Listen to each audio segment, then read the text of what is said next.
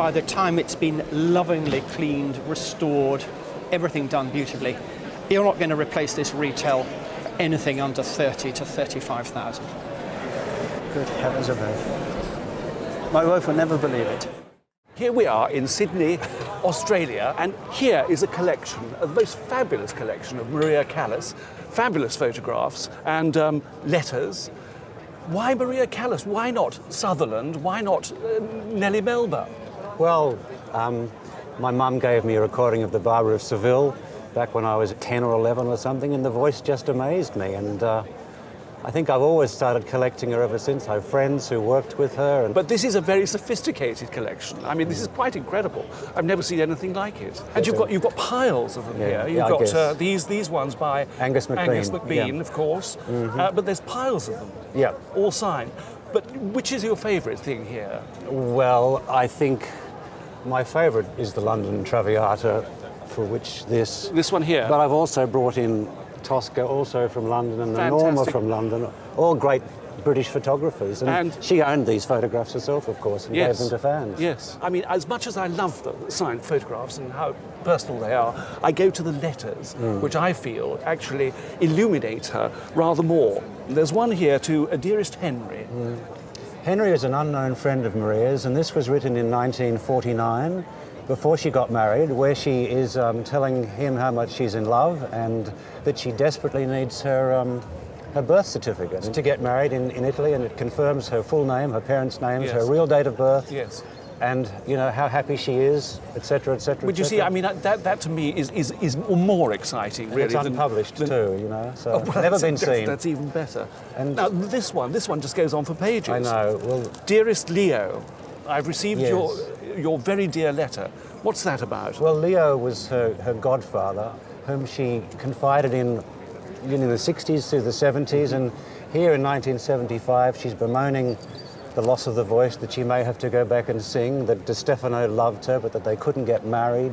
It goes on for pages and pages and pages. I mean, if you were text messaging this, I mean, it would go in sort of 2 lines or something, wouldn't it? But this is very much, it's very much more important.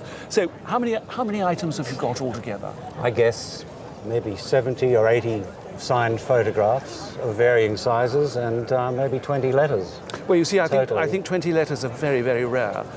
Well, autographically, theoretically, she shouldn't be rare because she is an opera singer and would give all these things to her friends. But people are incredibly excited by Maria Callas. I think she wasn't so rare. It's just that the demand exceeds the generous supply, and very much so. That's about the size of it. Not going away. And certainly in America, she's very hot. Oh yeah, everywhere. And do you think in Australia she's very hot too? Absolutely. And England too is very, very keen on her as well, and all her recordings. And I was fortunate to see her in the Festival Hall in London in 1974. Not the voice it was, but even so, it was still across, there. Yes, you know? I think that's wonderful. Now look, how long has this collection taken? 20 years, I guess. How much have you paid for it all? Oh, thousands, I guess. I should think you have. I would say that you've got Australian, the best part of $250,000 Australian dollars. Oh, good grief. Which is something like 100 to 125,000 pounds. Wow. Sure. It's a fantastic collection and wonderful to see it. Thank you for bringing it in. Well, it's going back to England eventually. I've decided in my will to leave it to the Victorian Albert Museum in London. Is that the right place for it, do you think? I think so, yes. The performance section, she loved London. Yes. She loved the audiences there. I thought let's keep it in the English-speaking world and let's London. I used to live in England and loved the V&A, so why not? Yes. Well, they're very happy to be receiving I think that's very generous of you. Thank you. Thank you. My pleasure. Let me ask you then, why is it so dirty? Do you not look after it? No, it lives in a box in the attic because it's so ugly. Really? Yeah. Who banished it up there? My wife. And how long ago did she put it up there, dare I ask? Well, it was given to me about 5 years ago and it was put straight into the attic. My husband inherited the clock from his uncle, and when he brought it home, I wasn't impressed at all. Underneath all this filth and mess, we have the most wonderful bronze bull, and he's standing It was very ugly, very dirty. We didn't realise how dirty until we were told how dirty it was on the roadshow. I thought that's the colour it was supposed to be. You're lucky. Look, the original pendulum. Still there. Still there. I had a feeling that the clock was going to be worth perhaps a couple of £1,000 because it was pretty old. Even in this state, I think your initial offer would be in the region of 20,000. 20? £20,000 in the rough like this. Good heavens.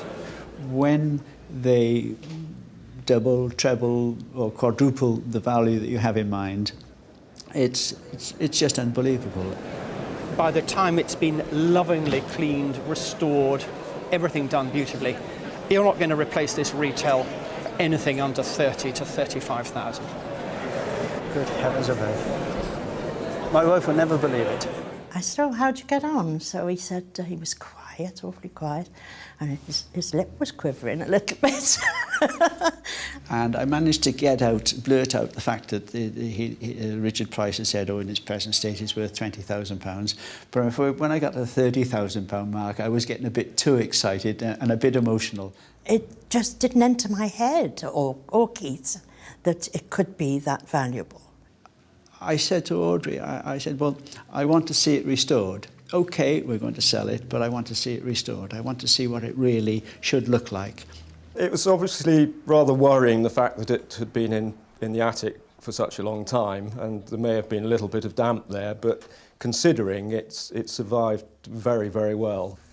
When we removed the springs from the barrels, they were actually signed and dated by the manufacturer, February 1754. So this is exciting because it's another thing that we can use to date the clock quite accurately. The moment of truth. Wow. Oh, that's fantastic. Yeah. Oh, you've done a great job. That's fantastic. Wow. It's beautiful. Yeah. It really is. We were very You would happy. never have believed that it would have looked as good as this. It was so black, and of course you're never quite sure what's going to be underneath. It's absolutely marvellous. Absolutely, yeah. You've pleased with it. Oh, yeah, yeah. No, it's not quite so ugly. Well, they were given to my great-grandfather, who was chef to Edward VII and Queen Victoria at the end of her reign, by the crowned heads of Europe, and some of these are the Russian pieces. Amazing. Now, do you think that they were objects given almost as a sort of thank you to this? That's right, yes. And is this all the things that you have? Are there any more? No, I have some other pieces which come from Manuel of Portugal, Kaiser Bill. All the visitors to All Sandringham, visitors, all the visitors yes, to that's Buckingham right, Palace, that's all the right. cousins of the British royal family that descended from Queen Victoria. That's right, In a yes. sense, she's sort of fountainhead of this sort of Yes, she society, was. European royal society. That's Let's have a look at those. These are Russian ones, and a pair of gold cufflinks set with rubies and diamonds, alternating rubies and diamonds, in a sort of nugget effect. Nugget, that's what I've always been told, yes, gold nuggets. And there's a most marvellous word in Russia used to describe this, which is called samorodok, which means a nugget. And it's a very, very Russian technique, much favoured by Fabergé. And in fact, these are not by Fabergé, and the lid satin rather conveniently tells us that they're made by somebody called Ivanov, working in St. Petersburg. And it's certain that they are a gift from the member of the imperial family because the imperial family's cipher appears above. Yes. And do you know exactly who gave those? I think it was Tsar Nicholas. He certainly came to London and he certainly went to Sandringham, and there were many opportunities in which he could have offered those. Tell me about what you know about him as a chef. Why was he so favoured, do you think? Well, he was a Frenchman to start with, and I understand he'd been chef to people like the Rothschilds and had been to Saltram in Devon. And Edward VII heard of him and wanted him to be his chef, and I think he may have poached him. What did he look like? Do we know what he looked like? Yes, I have a picture here. Oh, isn't it marvellous? And with his Of family. his family, with mother, with his wife, and the two daughters, my grandmother and my aunt. Oh, that's very touching, isn't it? My goodness. Yes, He looks quite nice sort picture. Avuncular. well, doesn't he? He's a brilliant chap, I must say. Yes. And so these were his things. Well, let's just run through them a little bit further. Have you thought about these ones here? Well, I have been told that they were cufflinks, but they have little rings on, as you can see just there. And I really don't know. I imagine because they were given to my great-grandfather, they must have been cufflinks, I feel, and because he only had daughters, possibly the daughters had them made into brooches or pendants. I think what has happened, and rather sadly, is that when these adaptations have been made to turn them into brooches, that the marks had been lost. But these are very characteristic of Fabergé's work. We call this guilloché enamel, and it's an engine-turned gold mount that's flooded with translucent pink enamel, and then the imperial eagle is applied as a gold cipher over and above that. In every way, they're positively reek of Fabergé. But in stamp collecting terms, I can't be absolutely certain. But I can be certain about this one. And does the family history say that that was an imperial gift? They do. They do say, the family told me that that was definitely given by Tsar Nicholas. Well, I don't think there's any doubt about that at all. And there's absolutely no doubt at all that this is a full-blown Fabergé brooch. It is. Oh, wonderful. It's signed. Because I wondered, and I sort of half hoped it would be, and that's marvellous. Well, it's a most distinguished thing. Again, the use of the guilloché enamel, yellow enamel in this case, and 2 colours of gold, little laurel wreaths, and tied with a diamond bow, emblematic of peace, and the Romanov crown set with diamonds and circled with pearls. And we know it's Fabergé because on the back here, there's the workmaster's initials for August Holming, who was not necessarily a specialist jeweller, but a worker in all manner of enamel work. So goodness me, and there's more at home. There's more souvenirs. Yes, well, a few more. Yes, a few more. Now, as for value, the cufflinks are impressive. They're very Russian technique, in the manner of Fabergé, but a rose by any other name smells as sweet, but it certainly isn't as valuable. No. And I think with an imperial provenance, nonetheless, they are very desirable, very wearable. And a very precise provenance, so I suppose something like £7,000 or £8,000 for the cufflinks. Really? My goodness gracious me. Nothing to do with intrinsic value, nothing at all. These, I believe them to be Fabergé from a technical basis, really, and as souvenirs of Nicholas II, which is absolutely certain. I think we can go a bit mad again. £8,000 to £10,000 for those. You feeling calm? It's very, very good, isn't it? Making me nervous. These are things that I don't really want to sell, you see. No. I want to keep, and yes, because they're family pieces. Well, I think in a way they should be kept together as a collection. Should they? That's what I wanted to ask you. Context everything here and provenance, actually. And what about this one? Any ideas for that one? Well, if these are that price, that must be £10,000. Well, it is £10,000, and it's more than £10,000. Is it? Yep. It's £15,000. My dear chap, God. It's wonderful. That's amazing. I never realised it would be as much as that, I must confess. No. Well, this is a piece of silver from the officers' mess of the King's Royal Hussars, and it was presented to the 10th Hussars, Prince of Wales's own, by King George IV on his accession to the throne, to commemorate his time in command of the 10th Hussars. Do you know what most people don't realise about these great centrepieces? Is what extraordinary construction kits they are.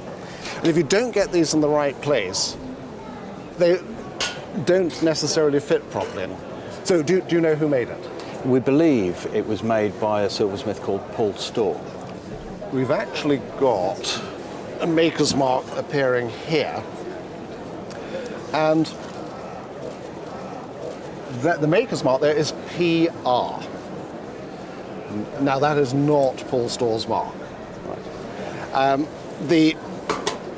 In fact, the clue to the whole thing is, let's just, where are we? Here we are. The inscription that runs around here, Rundle, Bridge et Rundle Orifice Regis. Rundle, Bridge and Rundle, the royal goldsmiths. The maker's mark there is that of Philip Rundell. I would suggest the greatest firm that there has ever been in the history of silver. But what Rundell did was to develop this firm in Ludgate Hill so that you had the top goldsmiths of the day. He wanted all the top men. So Digby Scott, Benjamin Smith, James Smith, and Paul Storr. I mean, it's like a who's who of the Regency period. It is, of course, silver gilt, not gold, which I'm sure is what you realise. It would be pretty well impossible to pick up. Had you considered value? Well, it's obviously insured amongst the regimental property in silver, and its last valuation, we believe about 10 years ago, had it in the area of £750,000. Right, 750,000. I would go along with that. It is, after all, a unique piece, commissioned by the King for presentation to one of the greatest of all the regiments. I mean, what a piece to have. Now, Lord Cholmondeley, of all the wonderful things that are on display in the public parts of the house, these items have come from the private apartments, haven't they?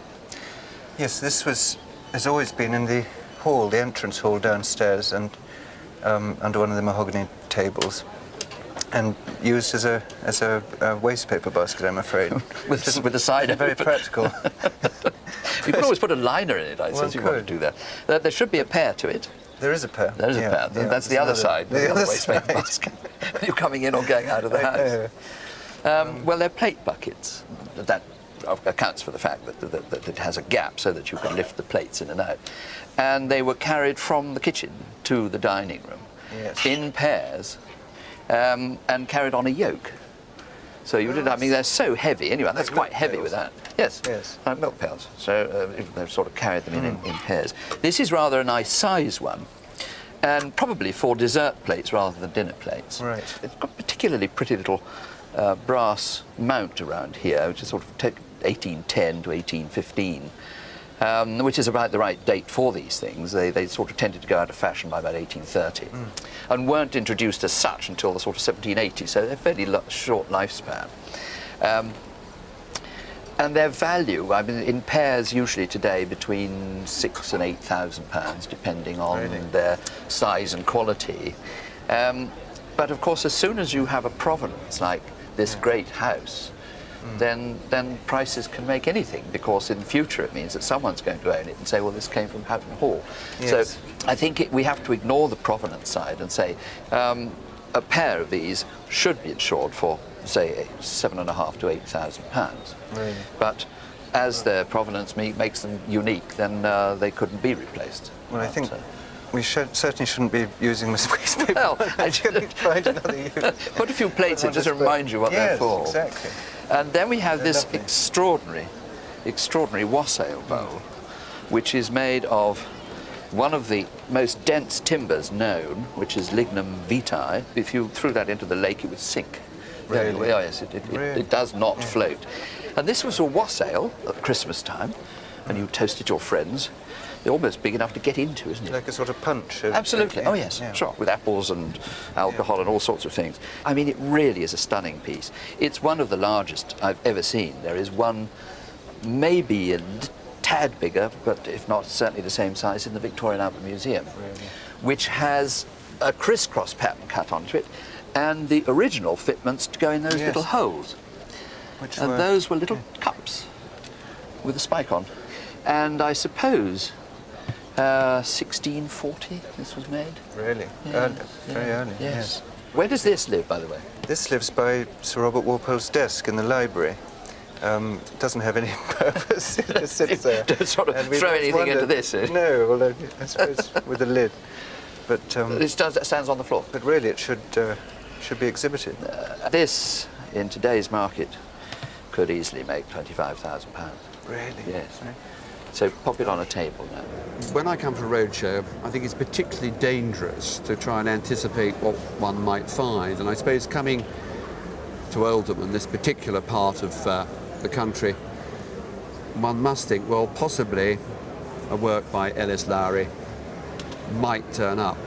But I must say, when this popped out, I mean, I couldn't have been more surprised and delighted. Because as far as I'm concerned, it's absolutely right. Having said that, of course, we must go to the museum, the Lowry Museum, and have it checked out. But all my instincts and the way that it looks makes me feel it's absolutely spot on and beautiful. What's the story?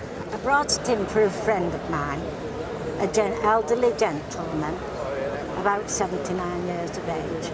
They did belong to his wife, who's passed away. She used to chauffeur Lowry.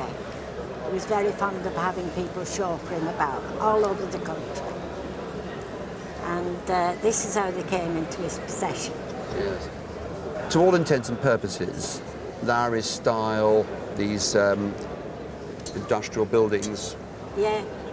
the figures, the busy streets, Little are all dogs. rather similar, but I think from this particular period, and if I haven't been mistaken, the date is 1937, a good early period. I just love the colour and the busyness of the streets. And for my own taste, it is not too melancholic, it's not too brooding. It has a busyness and kind of optimistic air, which sometimes is not always apparent in his paintings. Thick paint, we call it impasto. You can see here that he's drawn right through the thickness of paint across these bits here. And particularly love that passage here, these figures in the distance, so they're pushed in and just touched with colour. And also one of the things about it is one can judge it quite carefully, because when they haven't been protected by glass, they get full of grime and dirt. And this has got glass on it, and it's kept the dirt off it. You can see right the way through, and just a little bit of a gentle clean will bring it up into an absolute gem. Now, before we turn to values, let's also look at these other things. Tell me about this little drawing here. This is a cigarette packet. Right. Now you can see that because here are the folds of it here going across there. Yes. Yeah. When this lady was chauffeuring Lowry, he was sat in the car and he started to sketch this. And then when he finished, he was about to throw it through the window. And she said, "Don't do that." And he said, "Well, I'll sign it for you if you want it. It might be of some value someday." Really, what a lovely story. Yeah. So do you think he really was going to throw it out the window? Yeah. He didn't realise his value of his paintings then. No. And we've got a photograph here of the great man himself. Yeah. And what is so interesting is that, of course, if you could just hold that a second, of course, it shows the subject. This is the painting, and this is the drawing for this painting, but it's saying the same subject, which is a ferry, isn't it, in Scotland, isn't it? Yes, the Scottish subject. Yes. And again, this is the later date, September 1958. Now, of course, what we must do is kind of try and work out the value. Now, my word of caution is the attributions must be confirmed by the Lowry Museum. But these little bits and pieces, the cigarette packet, I don't know whether it's worth 1,000 or more, but it could well be. This drawing, number of £1,000. But I think what we're really all dying to kind of really try and know is, what's this worth? Does your friend have any idea of what he thinks it's worth? No. He's a shy man, is he? Oh, yes. Very shy. Well, I think it's probably worth £100,000. Gosh.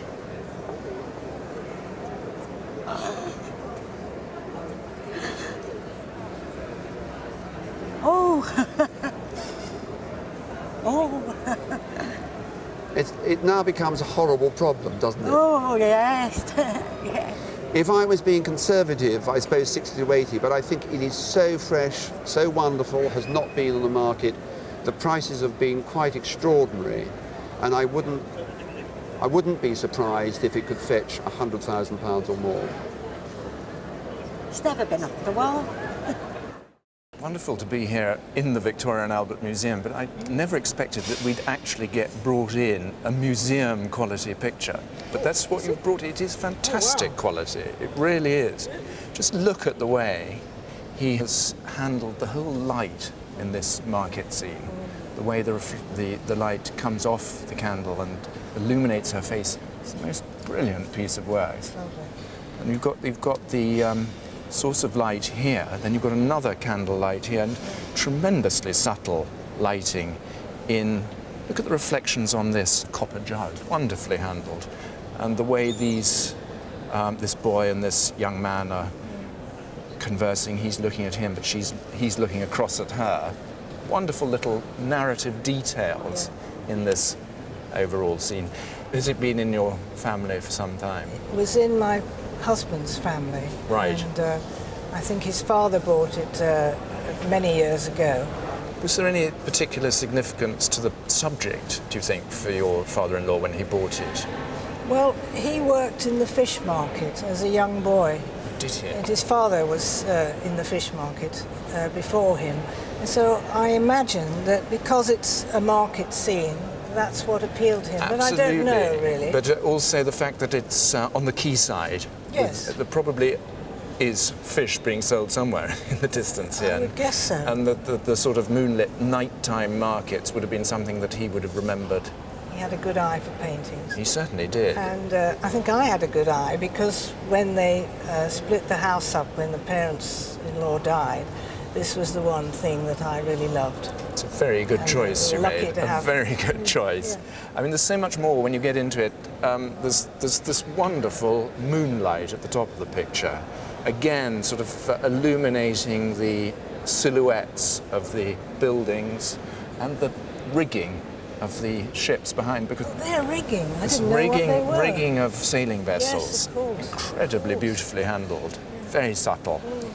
And then, to reveal all, down at the bottom, is the signature here. Yes. P. van Schendel. Yes. Petrus van Schendel. A Dutch painter, but he worked in Belgium and Holland, and he absolutely specialised in these moonlit, candlelit scenes. It was his trademark, if you like. It was what he was absolutely brilliant at. And he was working in the middle of the 19th century, between about 1830 and 1870 was when he was really in his prime, painted in oil on this very nice bit of wood. Well, just quality is the word for it.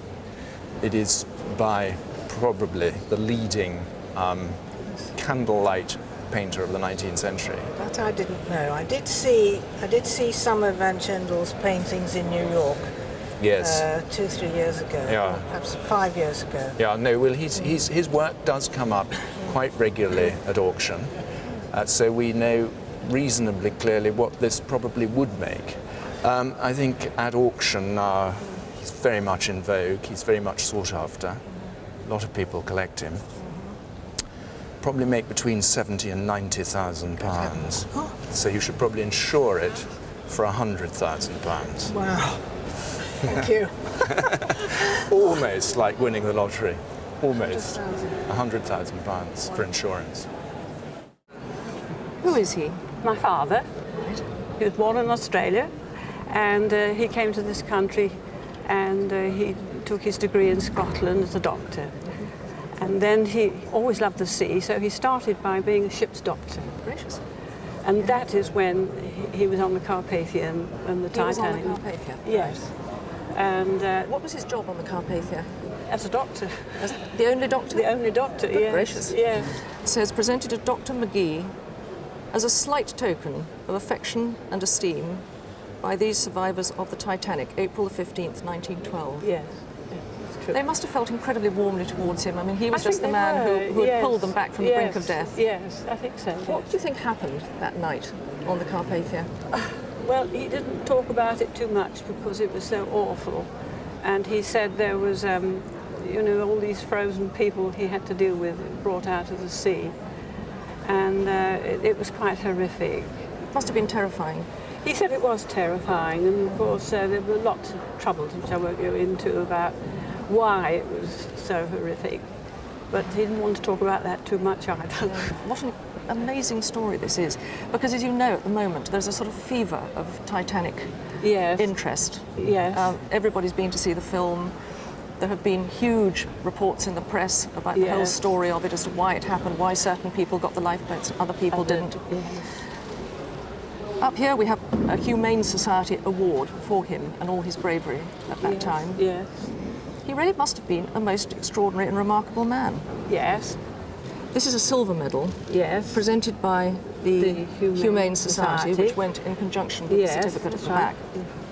But this is something quite different. This is the most extraordinary thing.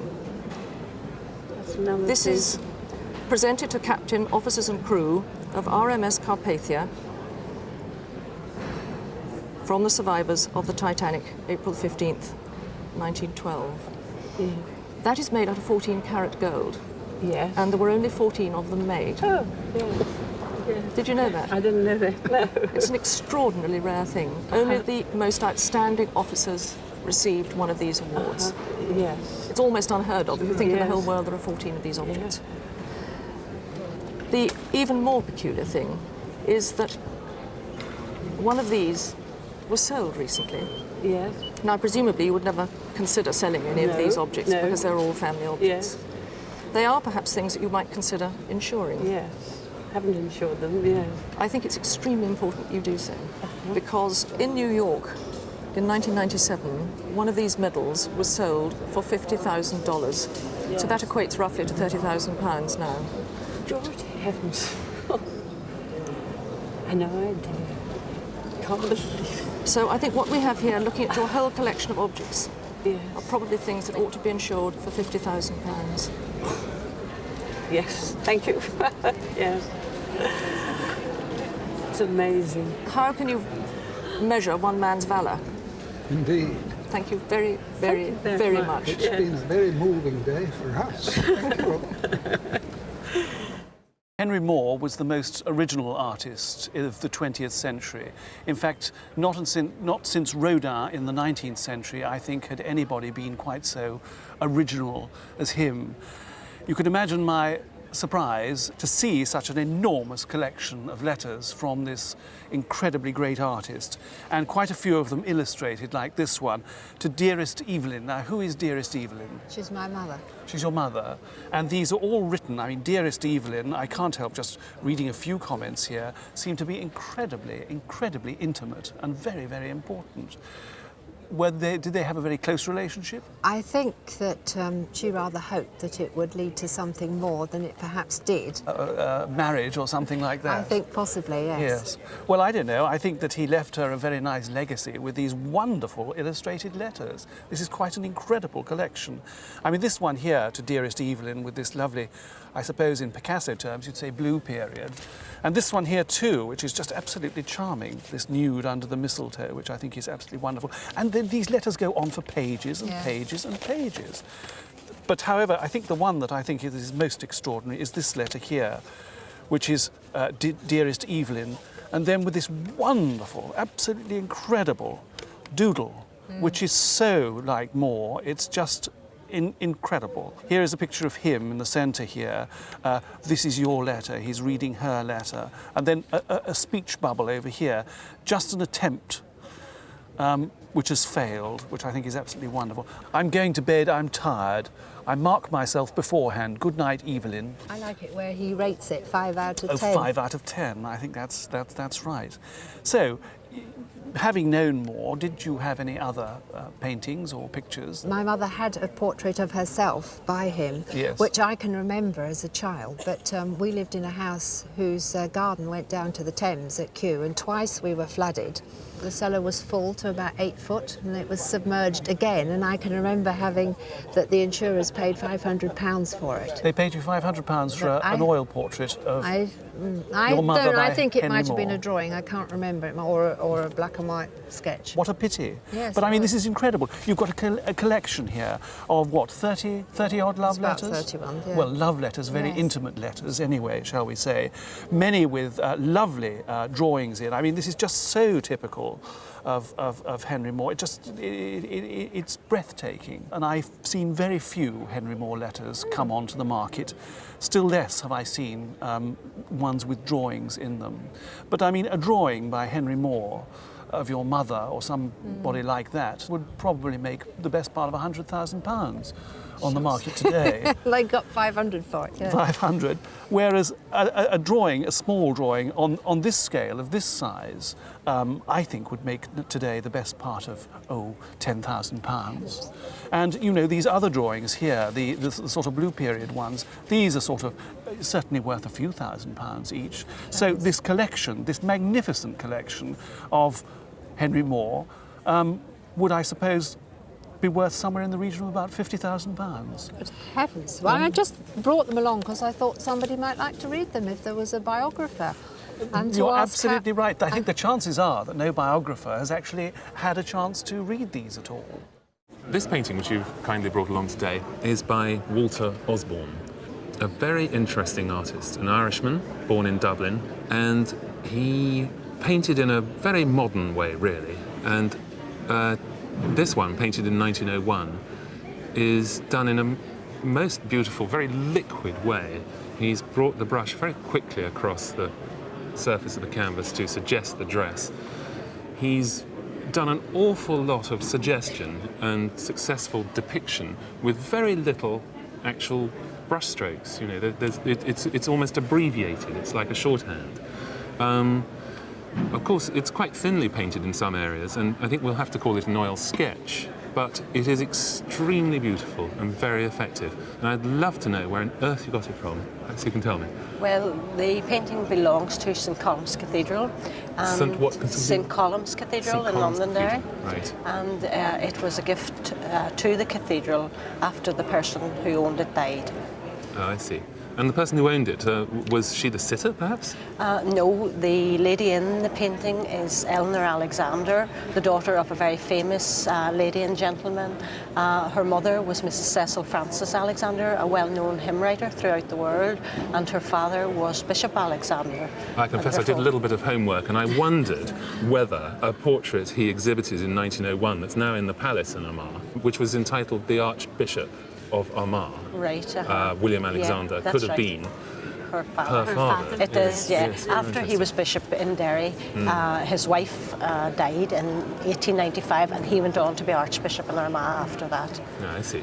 And Right. this lady, Eleanor, left the picture to her companion, who then left it to her daughter, who then left it to the cathedral. Oh, I see. Yeah. And you're from the cathedral, then? We are. We're the church wardens. You've been deputed to bring it today. Yes. Yes. Drew the short straw. Delegated. Yes, absolutely.